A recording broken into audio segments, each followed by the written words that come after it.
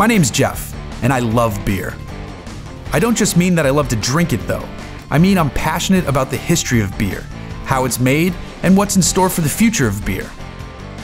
Some might call me a beer snob, but I see it a bit differently. I want to learn about all beers. It's time to go exploring in the world of beer.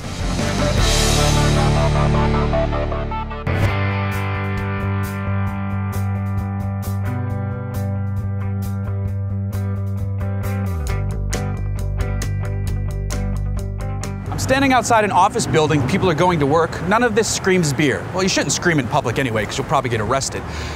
This, though, is the home of TapHunter. It's an app you should be using, and if you're not, I'm gonna show you why, because we're gonna go inside and meet the crew behind it. Additionally, there's a guy in here who calls himself the Beer Man. He runs a podcast. We're gonna find out what this is all about. Let's go.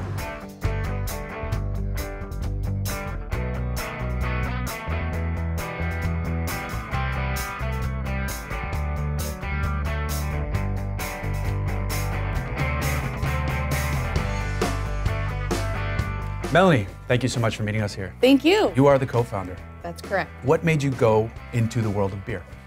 Being in San Diego, arguably the craft beer capital of the world, in 2009 we had come up with the original idea, which was to collect information on where you could find all the great beer in town. How has the app grown over the years? So when we initially launched, it was through our own social media following, and what we discovered pretty quickly was there were going to be a lot of people, not just in San Diego, but nationwide, that wanted to have access to a tool like that. So we started on the consumer side, and we realized pretty quickly it was all the businesses that needed the most help. So that's when we built our first set of tools for bars and restaurants to manage and market all the beer that they carried. That's neat. Consumers would know what they had. Yeah, because as the consumer side, I didn't really understand that the business side existed, but it makes sense because that information has to get to us somehow. So that's pretty cool. So we've seen some iterations of the app over the years, and there's a new one. We've expanded the brand beyond just beer. So a very natural progression for our customer fans and bars was, when can I manage my spirits and cocktails and wine program through the same platform? And so the new app will incorporate all of that. So we're really excited. So it'll still be TapHunter, but you'll be able to get so much more information. Exactly. Now, I'm really interested actually in the business side of it, because that sounds interesting to me. Years ago, I was a bartender. I like to consume beer now on the consumer side, but I'd love to see some of the business side stuff if that's possible. Can we get a peek at that? Yeah, definitely. All right, so let's pretend you own S&M Sausage and Meat, one of our favoriteest customers. And so what Mark, their beverage director, would do would log in at taphunter.com/admin, and this is the dashboard he would see. So he's presented with a couple different options to change his beer list, his spirits list, or his cocktail list. So it literally takes all of, a second or two to add and remove a new beer. They can put in beer description, pour size, and price. And then from there, that's where the magic happens. It'll update their website, their social media, all their printed menus. And then that's neat that, they can print their menus right out of this. Exactly. So a place that constantly updates their tap list needs to do a new menu every day, and it looks like it's set up to do it super easy right here. Exactly.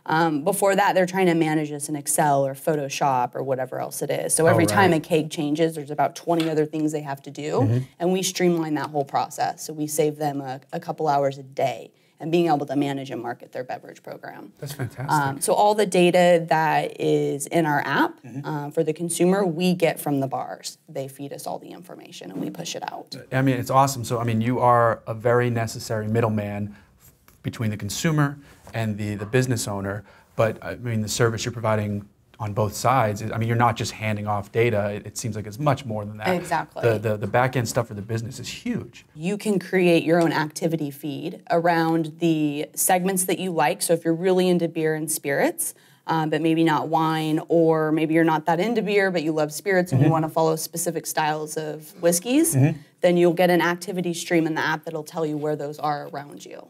You have this great place, you've got a good crew, and I understand you're also doing some podcasting now, right? Yes. So Andy on our team is also well known in the industry. He helped start Vancouver Beer Week. He's been with the TapHunter team over a year now on business development, and he had some experience and background in radio, so we said, let's do a podcast.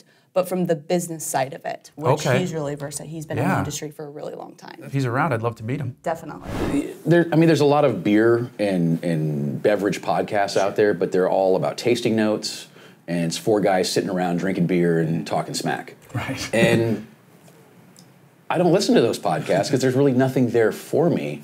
And I try to look at it from a consumer standpoint. I want to learn about the people behind the scenes. You know, so we try to get beer writers and brewery owners, brewers. Welcome back to the Business of Beer podcast. I'm Andy the Beer Man Kopic. Thanks for listening. Please download us on iTunes and Simplecast.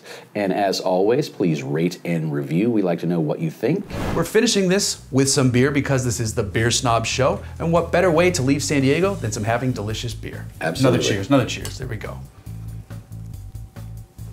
We'll see you next time on Beer Snob.